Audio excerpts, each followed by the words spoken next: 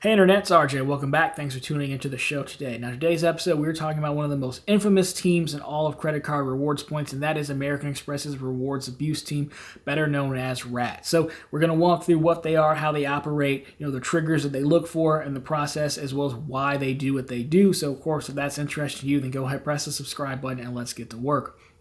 Now, when it comes to the game, credit card points and miles, it's very normal to want to maximize everything by wringing out every little bit of value you can get from your credit card, right? It makes a lot of sense. That's the game. However, some issuers are more uptight about that than others.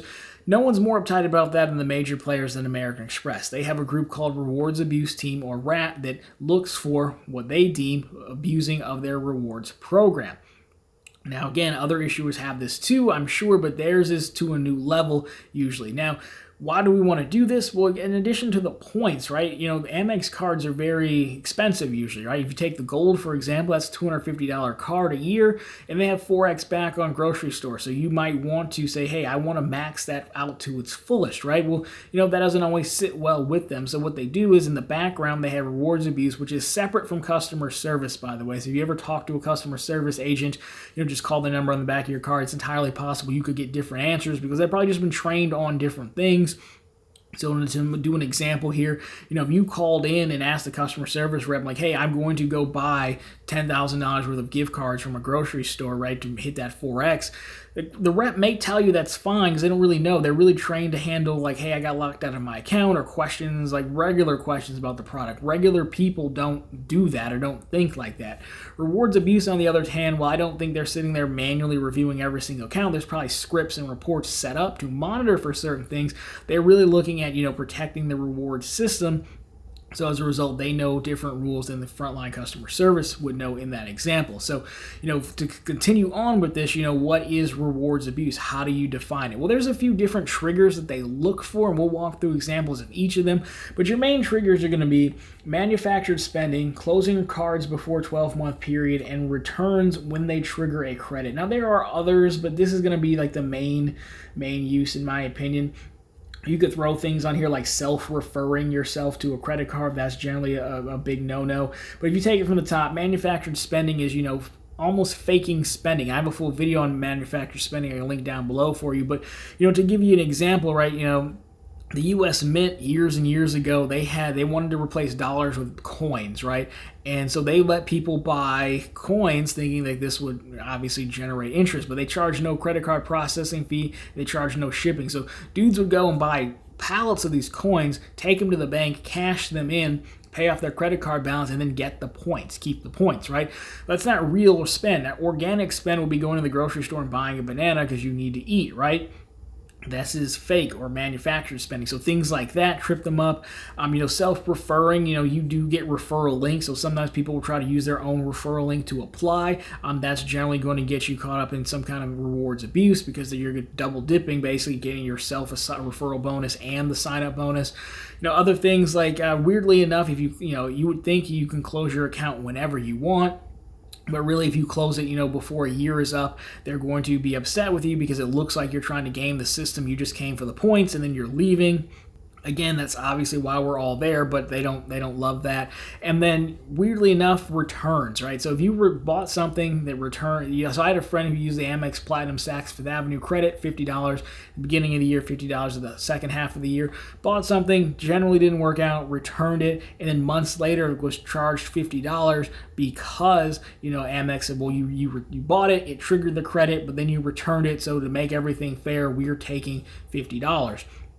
Yes, the math works out, but it's still kind of annoying. So those are kind of your highlights of what triggers this, right? So, why would they do this, I guess, is the best question next. Why? Because some of this stuff seems kind of petty considering other issuers don't do it. Again, you look at Chase. I buy so many gift cards on my Chase cards without a single concern. Chase knows I'm doing it. They just don't care.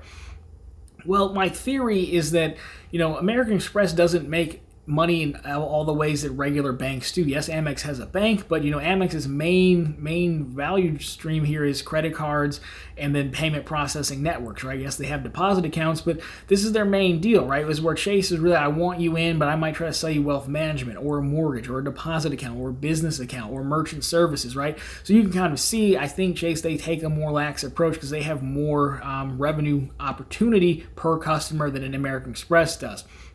So American Express says, hey, I already pay out high sign-up bonuses. My points are already valuable. I want to, protect them, right? Not have people gaming the system. It also goes to the type of client that American Express is looking for. They've never really been looking for people like us who hunt rewards and things like that. They just have to deal with us, right? So they kind of want to discourage that behavior to begin with, so much so they stand up a full department dedicated to it.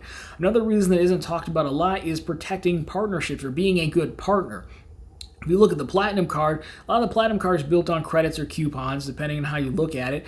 And those partners are coming to American Express, and so if you take the airline incidental credit, for example, people want to use that for tickets, right? That's all we really want, but that airline partner is like, well, heck, I know you're already going to buy tickets. I want you to be using it on other services, and I'm coming to American Express with some of my marketing budget to help acquire customers. So American Express kind of owes it to American or United or Delta to make sure that people aren't going in and just buying gift cards, right? We used to be able to buy a lot of gift cards with that.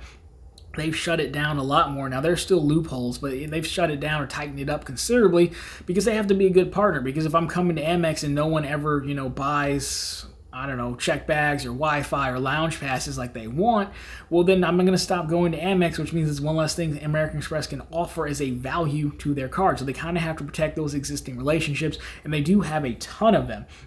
Now, I don't know this, for fact, but this is kind of just reasoning through it. So, what happens when you do this, right? When you get tagged by the rewards abuse team, right? Well, anything can really happen from the points being clawed back, so we've seen.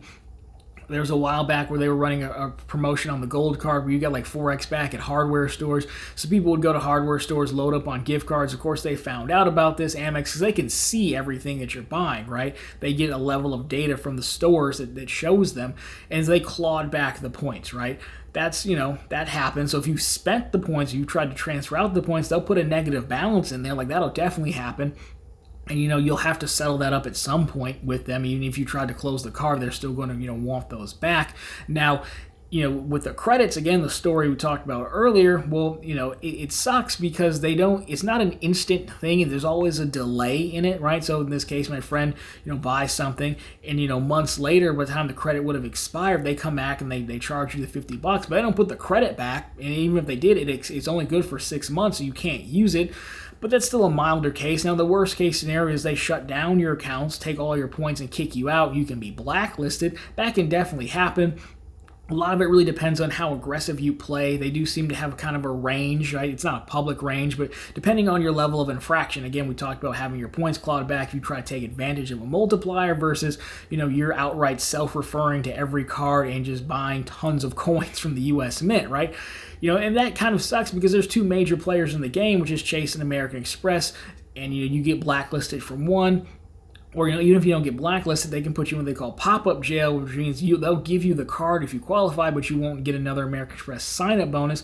That can be pretty tough because you end up very limited, in how you move through the points and miles game going forward. So, when it comes to best practices, I always say it's just really best not to tempt American Express rewards abuse team.